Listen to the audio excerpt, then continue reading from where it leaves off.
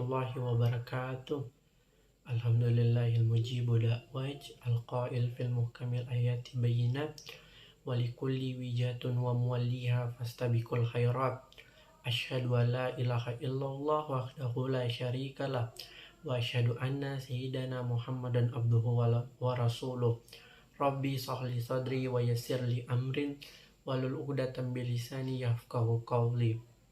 Pertama-tama, marilah kita memanjatkan puji dan puji syukur atas kehadirat Allah Subhanahu wa Ta'ala yang masih memberikan kita beribu-ribu nikmat, diantaranya nikmat kesehatan dan nikmat kesempatan, sehingga pada saat ini kita masih merasakan kedua nikmat tersebut.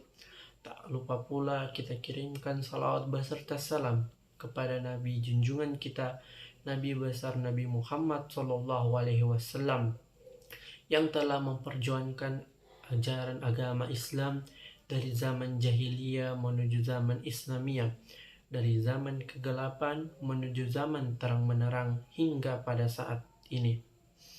Perkenalkan, nama saya Fadil Muhammad, NIM 2110195,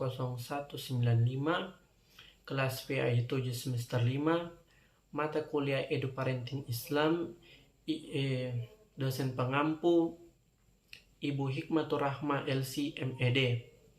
Pada kesempatan kali ini, saya akan membahas tentang materi metode pola asuh ala Rasulullah SAW, yang dimana terdapat dua pokok pembahasan. Yang pertama, biografi Rasulullah SAW, dan yang kedua, metode pola asuh ala Rasulullah SAW. Yang pertama, saya akan membahas tentang biografi Rasulullah SAW. Biografi Rasulullah SAW, nama lengkap beliau adalah Muhammad bin Abdullah bin Abdul Muttalib bin Hashim bin Abdul Manaf bin Qusay bin Kilab bin Murrah bin Ka'ab bin Lu'ay bin Ghalib bin Fir bin Malik bin An-Nadar bin Kinana bin Huzaimah bin Mudrika bin Ilyas bin Mudar bin Nizar bin Ma'ad bin Adnan. Ibunya adalah Aminah binti Wahab bin Abdul Manaf bin Zuhra bin Kilab bin Murrah bin Ka'ab bin Lu'ay bin Ghalib. Beliau dilahirkan di Mekah pada waktu subuh hari Senin tanggal 9 Rabiul Awal tahun pertama setelah serangan pasukan Gajah. Ayahnya meninggal dunia ketika ia berusia 28 bulan dan ibundanya meninggal ketika Rasulullah SAW berumur 4 tahun. Dalam keadaan yatim piatu, Rasulullah diasuh oleh kakeknya Abdul Muttalib, kemudian oleh pamannya Abu Thalib. Allah Subhanahu wa Ta'ala melimpahkan semua karakter dan kepribadian yang baik sehingga beliau dikenal di kalangan kaumnya dengan julukan Al-Amin atau orang yang jujur. Karena amanah, kejujuran dan kesuciannya, Nabi Muhammad memiliki banyak kelebihan dan sifat terpuji. Beliau adalah figur ideal dengan sifat yang luar biasa. Beliau menjadi panutan oleh umat, budi pekerti yang luhur, tingkah laku yang baik, dan catatan kehidupan yang mulia. Beliau merupakan seorang sang pandai menjaga diri, paling bagus budi pekertinya, paling baik dalam bertetangga, paling lapang dada, paling benar perkataan, paling lembut perilakunya, paling pandai menjaga diri, paling mulia perbuatan baiknya, paling baik amalnya, paling tepat janjinya. Beliau memiliki 7 orang anak, yaitu Qasim, Abdullah, Ibrahim, Fatimah Zahra, Zainab, Ruqayyah, dan Ummu Kulsum. Dan istri Rasulullah yang ditinggalkan setelah beliau wafat ada 9, yaitu Aisyah, Hafsah, Sauda, Sofia, Maimunah, Ramlah, Hindun, Zainab, dan Juwairiyah. Kemudian lanjut kepada pembahasan yang kedua tentang metode pola asuh ala Nabi Muhammad SAW. Metode pola asuh Rasulullah yang pertama yaitu keteladanan. Rasulullah SAW bersabda, setiap anak yang dilahirkan dalam keadaan suci, maka orang tua hanyalah menjadikannya Yahudi, Nasrani, atau Majusi. Hadis riwayat Baihaqi. Dari hadis tersebut dijelaskan bahwa anak seperti selembar kertas putih, lingkungannya yang kelak memberikan warna pada usia kanak-kanak. anak mudah sekali menyerap apa yang terjadi di sekitarnya, baik perkataan maupun perbuatan. Informasi yang diserap tersebut akan terus terekam hingga kelak mereka dewasa. Jika orang tua dan lingkungannya di sekitar memberi pengaruh yang baik kepada anak-anak, maka kelak mereka akan tumbuh menjadi pribadi yang baik pula. Orang tua dapat memberi contoh yang baik dari hal yang kecil seperti mengajak anak sholat berjamaah, bertutur kata yang lembut, membaca doa sebelum makan, dan berperilaku yang baik. Begitupun sebaliknya, jika orang tua kerap berperilaku yang negatif, maka sang anak cenderung melakukan hal yang sama.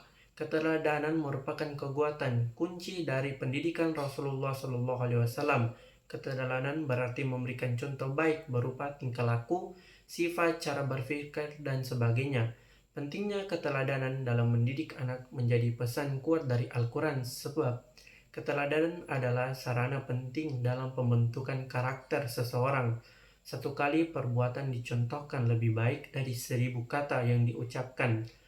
Oleh karena itu, keteladanan dalam mendidik anak adalah sangat penting. Maka sebagai orang tua atau pendidik harus menjadi teladan yang baik untuk mereka. Orang tua harus menjadi figur yang ideal bagi anak-anak, panutan yang bisa mereka andalkan untuk menjalani kehidupan. Jadi, jika kita menginginkan anak kita untuk mencintai Allah dan Rasul-Nya, dan sebagai orang tua harus mencintai Allah dan Rasul-Nya pula, sehingga kecintaan itu akan terlihat oleh anak-anak. Sebaliknya, jika keteladanan tidak pernah ada, anjuran atau perkataan orang tuanya mungkin sekedar menjadi teori belaka. Mereka hanya menjadi gudang ilmu yang berjalan namun tidak pernah merealisasikan dalam kehidupan. Rasulullah SAW bersabda, "Semoga Allah merahmati seorang laki-laki yang bangun di waktu malam, lalu mengerjakan sholat, dan ia membangunkan istrinya, lalu si istri mengerjakan sholat. Bila istrinya enggan untuk bangun, ia percikan air di wajah istrinya. Semoga Allah merahmati seorang wanita yang bangun di waktu malam, lalu mengerjakan sholat, dan ia membangunkan suami, lalu suami mengerjakan sholat. Bila suaminya enggan untuk bangun, ia percikan air di wajah suaminya." Hadis riwayat Imam Ahmad. Agar anak menjadi baik, orang tua sangat menentukan. Orang tua harus memberi contoh terlebih dahulu sebagaimana sebaik-baik menjadi hamba Allah. Contohnya, apabila kita menginginkan anak memiliki kecerdasan emosi, maka ayah dan ibu mengerjakan kepada anak bagaimana cara mengekspresikan perasaan dengan benar. Contohkan pada anak-anak bagaimana cara mengungkapkan perasaan senang, sedih, atau marah dengan cara yang baik. Dengan demikian, anak pun akan mudah mengungkapkan perasaannya kelak.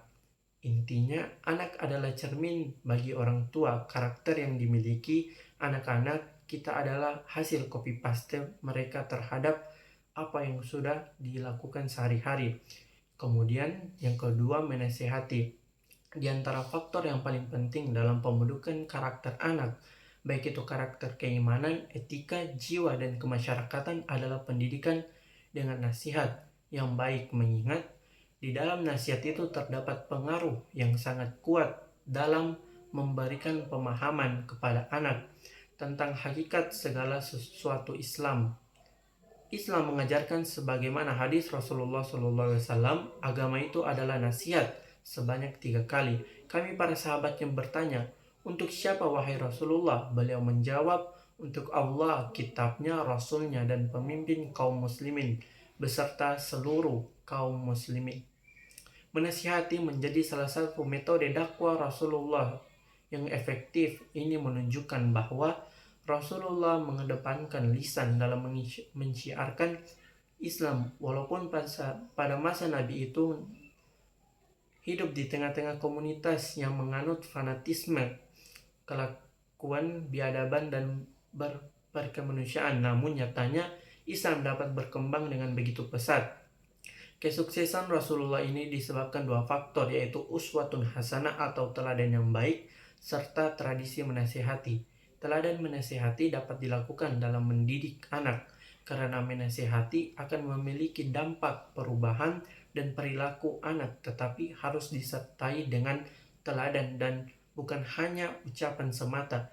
Jika orang tua menasihati anak untuk melakukan sholat, maka orang tua juga melakukan sholat atau sudah melakukannya, sehingga anak tidak berpikir bahwa nasihat orang tuanya tidak hanya sekedar ucapan, tetapi juga ada pembuktian. Pemberi nasihat dalam keluarga tentunya orang tuanya sendiri selaku pendidik bagi anak-anak akan mendengarkan nasihat tersebut. Apabila orang tua sebagai pemberi nasihat juga bisa memberi keteladanan, sebab nasihat saja tidak cukup bila tidak diikuti dengan keteladanan yang baik.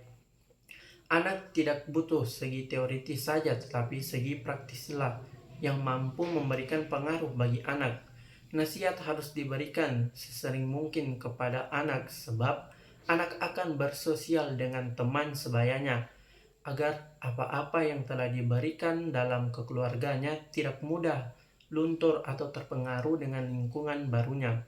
Rasulullah pernah memberikan nasihat dalam bentuk perumpamaan dan melalui kisah-kisah, sehingga hasilnya membengkas dan dapat diterima para sahabat. Dengan demikian, dapat ditegaskan bahwa metode nasihat merupakan metode yang baik untuk membentuk karakter anak. Agar nasihat dapat membekas dalam diri anak, sebaiknya nasihat bersifat cerita, kisah, dan orang tua memberi contoh terlebih dahulu sebelum memberikan nasihat. Yang ketiga, bersikap adil. Sebagai orang tua harus bersikap adil kepada semua anak, karena salah satu hak anak adalah tidak mengistimewakan salah satu di antara mereka dibandingkan saudara yang lain. Orang tua terkadang memiliki kecenderungan atau sikap yang berbeda-beda pada salah satu atau sebagian anak dibandingkan anak-anak lainnya, baik dalam materi ataupun non-materi. Padahal sikap tersebut tidak mencerminkan atau memberikan contoh yang baik pada anak, sebab akan ada aspek yang merasa tidak disayangi dan tersisihkan. Bahkan yang lebih buruk, yaitu timbul perselisihan antara satu dengan yang lain. Bersikap adil itu dapat mencegah kedengkian dan kebencian. Berlaku adil dapat mewariskan kecintaan dan kerukunan di antara saudara dan membantu mereka agar berbakti dan mendoakan kedua orang tua. Ada sebuah atsar yang diriwayatkan oleh Anas. Anak laki-lakinya datang, ia langsung mencium anak laki-lakinya dan mendudukinya di atas pahanya. Tidak lama kemudian anak perempuannya datang dan ia menyuruhnya untuk duduk di depannya. Melihat hal tersebut, Rasulullah SAW bersabda, "Mengapa engkau tidak memperlakukan secara adil?" Jadi berlaku adil di antara anak-anak itu merupakan sebuah keharusan bahkan dalam persoalan kasih sayang dan perhatian. Rasulullah sangat menganjurkan kepada orang tua agar memberikan harta kepada anak-anak secara merata. Rasulullah SAW bersabda, "Bersikap adillah di antara anak-anak kalian dalam pemberian sebagaimana kalian suka. Berlaku adil di antara kalian dalam kebaikan dan kelembutan." Hadis riwayat Ibnu Abi Dunya. Dari hadis tersebut dapat disimpulkan bahwa orang tua harus berlaku adil terhadap semua anaknya tanpa membedakan satu dengan yang lain. Berlaku adil dalam pemberian kasih sayang, perhatian, harta, dan hukuman. Kemudian yang keempat, yaitu memenuhi hak-hak anak. Dalam syariat Islam mewajibkan kedua orang tua menjaga anak serta memelihara kehidupan, memperhatikan kesehatan dan nafkah mereka. Nabi SAW bersabda, "Setiap dari kalian adalah pemimpin dan bertanggung jawab atas yang dipimpinnya." Seorang imam merupakan pemimpin dan bertanggung jawab atas rakyatnya.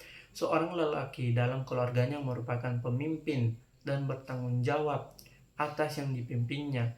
Seorang perempuan yang berada di dalam rumah suaminya adalah pemimpin dan bertanggung jawab atas yang dipimpinnya.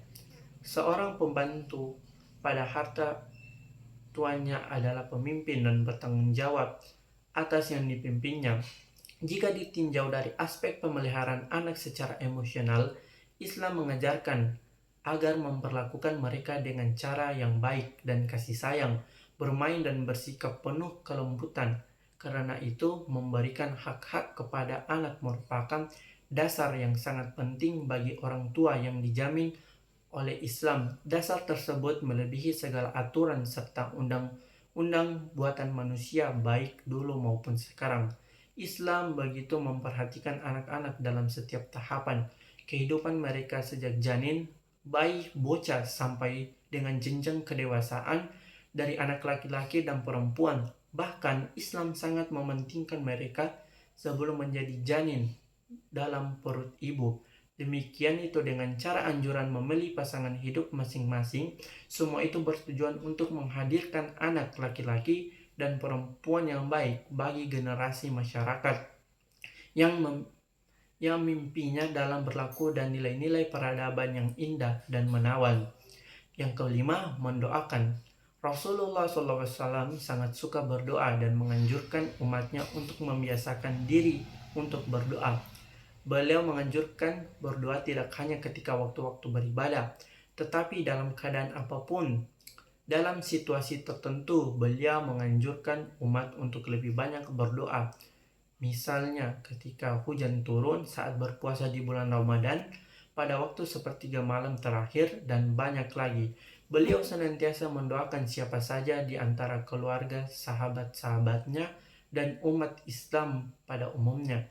Bahkan orang yang berbuat buruk kepadanya pun tidak luput dari doanya.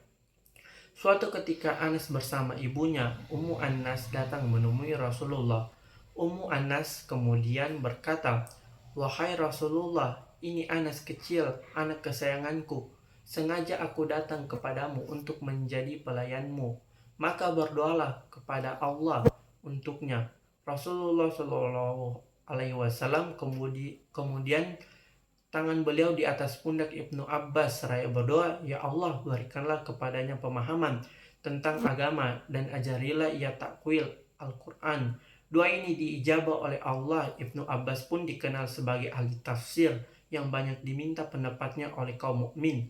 Jika terdapat hal-hal tidak dimengerti oleh orang mengenai Al-Quran dari kisah di atas, Rasulullah SAW mencontohkan doa sebagai salah satu metode mendidik anak. Sebagaimanapun kerasnya kita mengupayakan keberhasilan anak, maka pada akhirnya Allah juga menentukan untuk itu. Sebagai orang tua kita harus menguntungkan segala usaha dan harapan kepada Allah dengan banyak dan terus berdoa kepadanya. Panjatkan doa di segala kesempatan, terutama di saat-saat utama berdoa seperti di sepertiga malam terakhir selepas sholat sebelum iqamat, ketika hujan turun di hari Jumat, ketika saum dan sebagainya.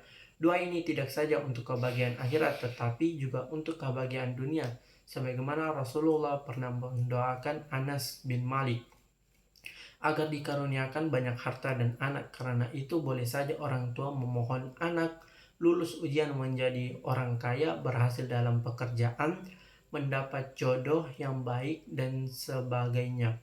Selain itu, orang tua jangan segan-segan untuk meminta orang lain mendoakan anaknya. Mintalah dari kalangan keluarga seperti kakek dan neneknya atau paman dan bibinya. Untuk mendoakan sang anak dianjurkan juga meminta doa kepada orang soleh seperti ustadz atau ulama yang kita kenal. Semakin banyak yang mendoakan, maka semakin baik bagi anak.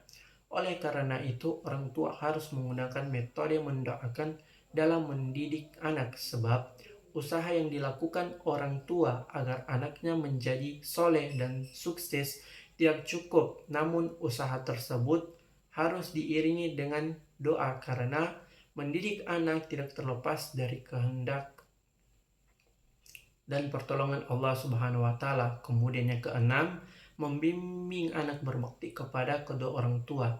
Dalam An-Nihaya, Ibnu Atsir mengatakan bahwa dalam hadis Abu Hurairah disebutkan, "Janganlah sekali-kali kalian berjalan di depan orang tua, jangan duduk sebelumnya, jangan memanggil namanya saja, dan jangan pula menyebabkan dia dicaci," yakni jangan menjadi penyebab yang membuatnya dicaci oleh orang lain.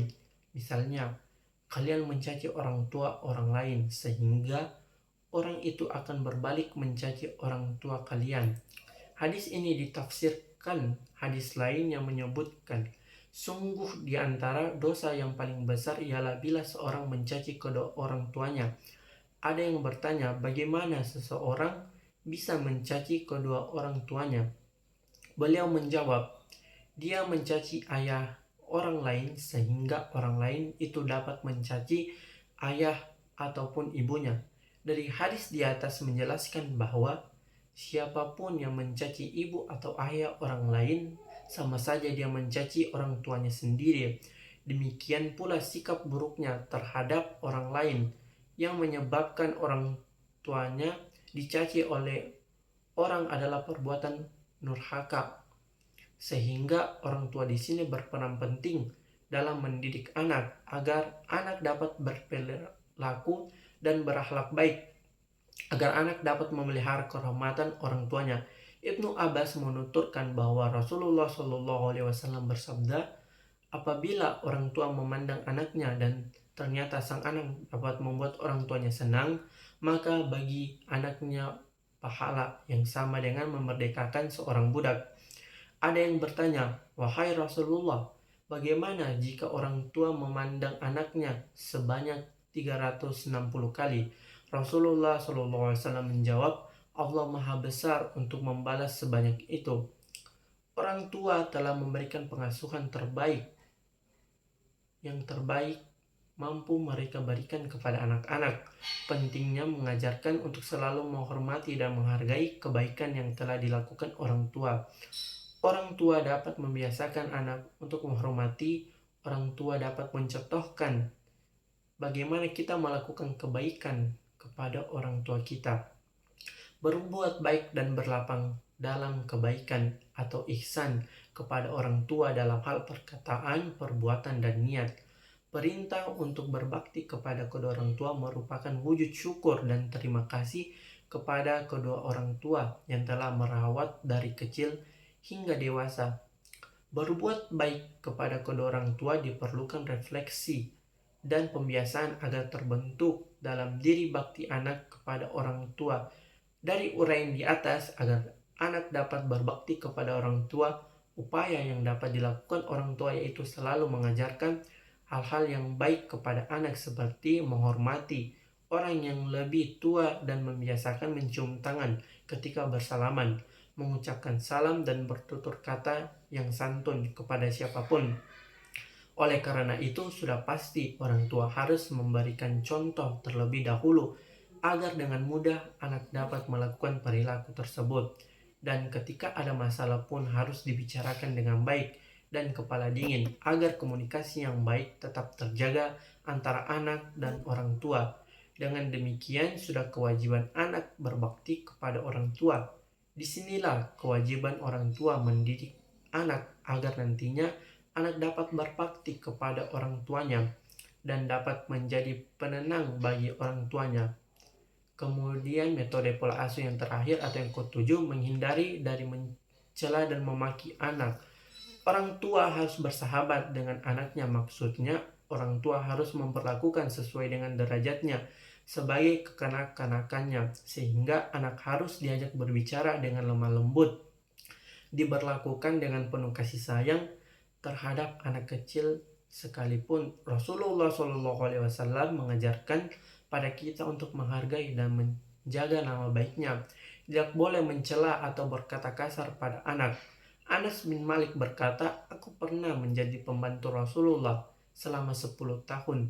Demi Allah, Rasulullah tidak pernah berkata kepadaku, sama sekali.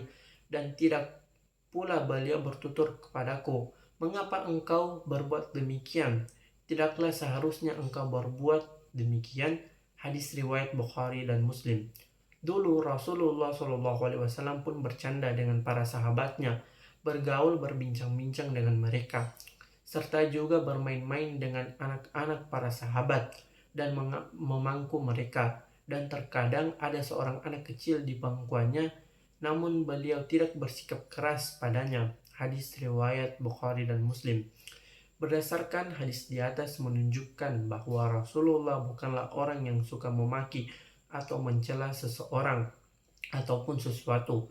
Kebiasaan memaki anak dan mencela anak malah akan berdampak buruk pada emosi anak. Rasulullah Shallallahu Alaihi Wasallam mengingatkan umatnya untuk memperlakukan anak-anak dengan penuh kasih sayang. Jangan sampai membentaknya, menghukumnya dengan hukuman yang keras, selalu melakukan tindakan-tindakan yang kasar yang berlebihan. Meskipun anak melakukan kesalahan, orang tua tetap dilarang berbuat sewenang-wenangnya pada anaknya. Imam Al-Ghazali sangat mencela orang tua yang menghardik atau merendahkan anak. Menurutnya, jika anak terbiasa direndahkan dan dihardik, ia akan terbiasa sehingga ia menghiraukan lagi apa yang dikatakan oleh orang tuanya. Ini juga berdampak pada perkembangan kepribadiannya menjadi orang yang bodoh dan lemah. Dari penjelasan di atas sudah jelas bahwa Rasulullah Shallallahu Alaihi Wasallam melarang mendidik anak dengan mencela dan memaki karena menyebabkan anak akan berkecil hati dan akan menyebabkan kenurhakaan di masa mendatang. Orang tua harus dengan kasih sayang dalam mendidik anak agar dapat mewujudkan hubungan yang baik antara orang tua dan anak dan juga akan menumbuhkan rasa bakti anak kepada orang tua. Itulah penjelasan dari materi saya tentang metode pola asuh ala Rasulullah Shallallahu Alaihi Wasallam. Jika ada salah kata mohon maaf. Sekian dari saya. Billahi taufiq wal hidayah. Wassalamualaikum warahmatullahi wabarakatuh.